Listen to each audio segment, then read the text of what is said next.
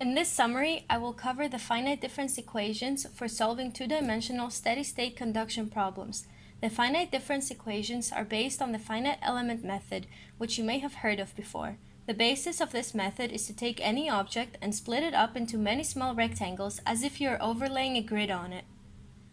Every place where the lines overlap, like where the black dots are in the right figure, is called a node. The finite difference equations allow us to find the temperature and heat transfer rate at a specific node at a time. We set the arbitrary coordinate m, n for the node we want to solve for, such that the nodes around it become m plus 1, n, m, n plus 1, m minus 1, n, m, n minus 1, like in the figure above.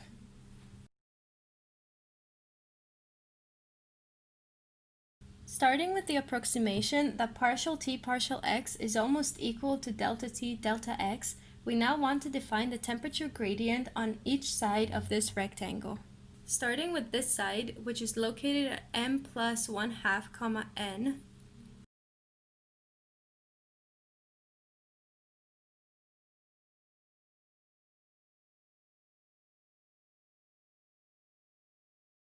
and we can write a similar equation for the left side of the rectangle at m minus 1, n.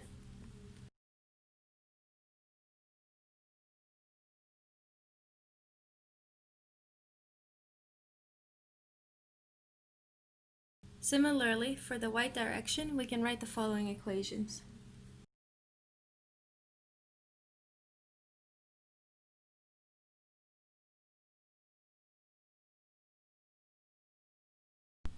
If the grids of the system are squares such that delta x is equal to delta y, then the following equation must be true. The sum of all the temperatures of the surrounding nodes has to be equal to 4 times the temperature of the central node. These equations can now be used to find the heat transfer. We want to find the Q at node m, n. I will start with the heat transferred from the top at node m, n plus 1.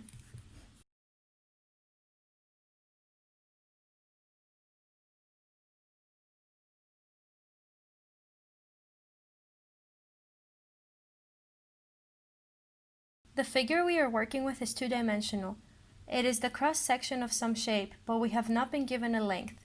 Therefore, instead of multiplying by the area of heat transfer, I actually just multiplied by the length delta x, because I don't know the length into the page. Thus, the Q we are solving for will be in terms of watts per meter.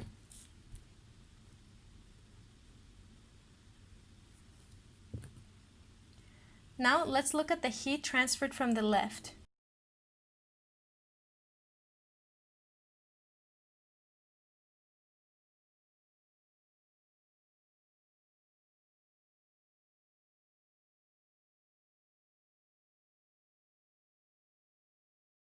When I was taking this class, I found that the most confusing part of these equations was knowing what to put for the area versus the length. The first term, which is delta y here, is the length perpendicular to the direction of heat transfer. So since we're looking at this node and looking at the heat going from here to here, this conduction right here, this is the direction that's perpendicular to the direction of heat transfer, and thus it is in the y direction. So that's why we put delta y here. The second term, delta x, is the length that the heat transfers through the object. And it's going from here to here, which is 1 unit, so it's delta x. Let's look at the heat transferred from the bottom. This is a combination of conduction and convection. Let's start with the conduction.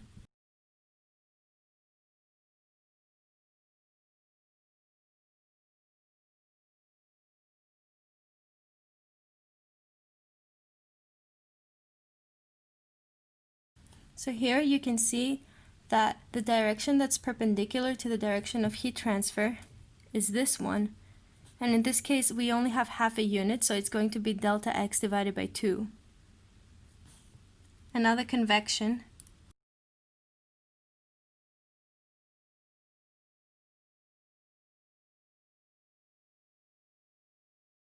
Notice that the convection is coming from somewhere out here and it's going vertically upward.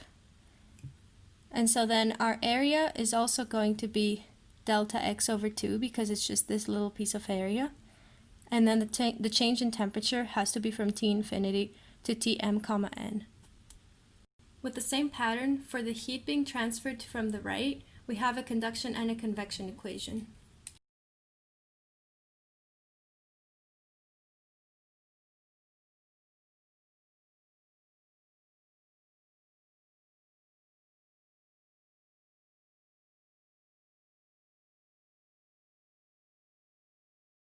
Although in the diagram it seems like energy is only entering the node, in reality we know that heat cannot keep building up in a system, so some of this heat must be going outwards.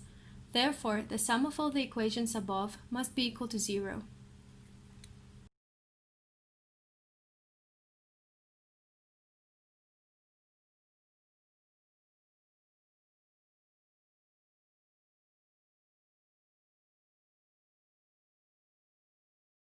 Let's do practice problem 4.42.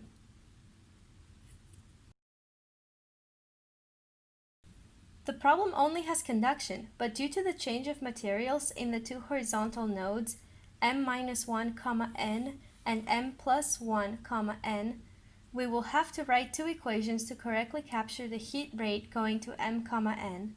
Furthermore, we are given the length into the page, so we can now express the area accurately. So let's start with the other two nodes as they are simpler.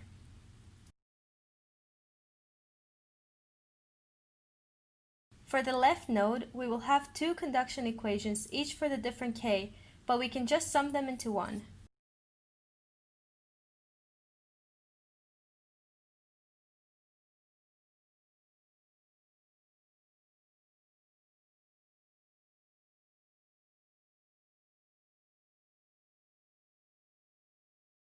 The same thing can be done for the rightmost node.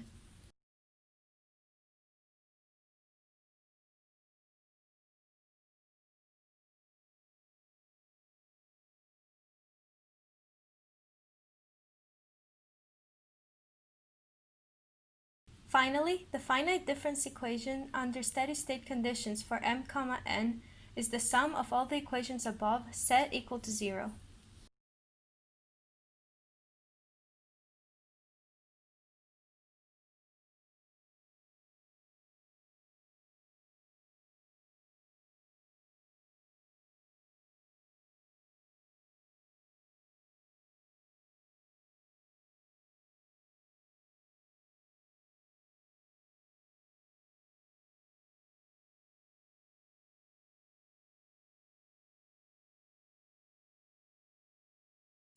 Now read over practice problem 4.62.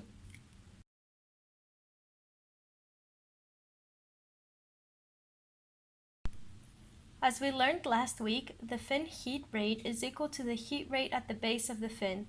This is because the heat has to escape somehow, so the same heat rate that is at the base must be equal to that escaping through the fin. So this first term is the heat escaping from the base of the fin in the form of conduction, and this term is the heat escaping from the base of the fin in the form of convection. And A subscript C represents the cross-sectional area of the fin, while A is the area that is around the fin.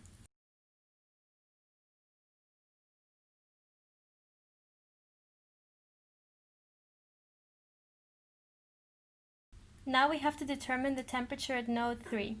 The rightmost node we have is node 3, but we cannot perform an energy balance on it because we don't have a node 4. Thus, we focus our energy balance equation around node 2. The sum of all the heat rates going into node 2 must be equal to 0.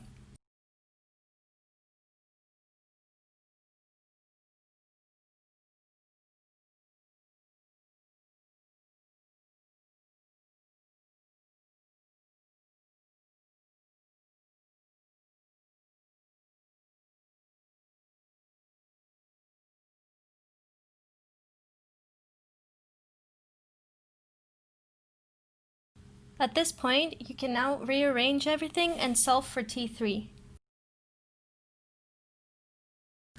and you have solved the problem.